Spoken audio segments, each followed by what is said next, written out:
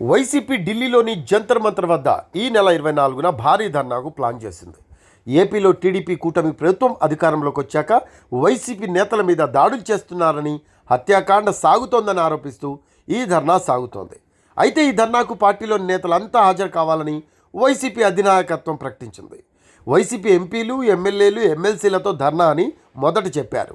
కానీ ఇప్పుడు చూస్తే మొత్తం 175 అసెంబ్లీ నియోజకవర్గాలకు చెందిన కోఆర్డినేటర్స్, పార్టీలోని సీనియర్ నేతలు, లోకల్ బాడీస్కి చెందిన ప్రజాప్రతినిధులంతా రావాలని పిలిపించారు. ఇక ఎవరి ఖర్చులు వారివే అన్నట్లుగా వసతి, ప్రయాణం సదుపాయాలు ఏర్పాటు చేసుకోవాలని కోరినట్లుగా తెలుస్తోంది. దాంతో ఇప్పుడు వైసీపీలో కొత్త చర్చ మొదలైంది. ఇటీవల జరిగిన ఎన్నికల్లో కోట్లు ఖర్చు పెట్టి ఓటమిని తెచ్చుకొని సర్వం ఆరిపోయామని అంటున్నారు నేతలు. అలాంటి పరిస్థితుల్లో ఢిల్లీకి తాము వసతి, ప్రయాణ ఖర్చులు పెట్టుకొని ఎలా రావడమని మదన పడుతున్నారట. మరోవైపు ఎంతమంది వస్తారు అన్న చర్చ కూడా సాగుతోంది. ఆ ధర్నా ఏదో అమరావతిలోనో, విజయవాడలోనో పెడితే చాలామంది హాజరయ్యే అవకాశం ఉంటుంది. ఢిల్లీలో అంటే ఎంతమంది వెళ్తారు, ఎవరికి ఆ అవకాశం ఉంటుంది అని కూడా చర్చ సాగుతోంది.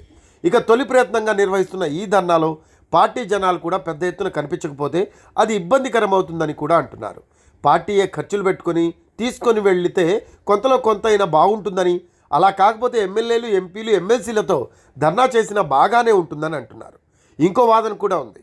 ఏపీలో అసెంబ్లీ సాగుతోంది, కేంద్రంలో పార్లమెంటు సమావేశాలు ఉన్నాయి. అలా చట్టసభలలో ఎంపీలు, ఎమ్మెల్యేలు, ఎమ్మెల్సీలు ఈ సమస్య మీద ఎలుగెత్తి చాటితే బాగుంటుంది కదా అని కూడా అంటున్నారు. అక్కడ స్పందనను చూసుకున్న మీదట జనంలోకి వెళ్తే సబబుగా ఉంటుందని టాక్. అయితే ఢిల్లీలో ధర్నా చేసి ప్రధాని సహా కీలక నేతల అపాయింట్మెంట్ కోరి వారికి ఏపీ ప్రభుత్వం మీద ఫిర్యాదు చేయాలన్న ఆలోచనలో వైసీపీ అధినాయకత్వం ఉందట. కానీ ఇది టూ ఎర్లీ ఉంటుందని, దీనివల్ల ఏమిటి ప్రయోజనమని అంటున్నారు వారు. ఇక టీడీపీ కూటమి నేతలైతే జగన్ అసెంబ్లీకి రాకుండా ఉండేందుకే ఈ ఎత్తుగడ అని అంటున్నారు. మొత్తానికి వైసీపీ నిరసన ఎలా ఉండబోతోంది, ఎవరు హాజరవుతారు అన్నది వేచి చూడాలి.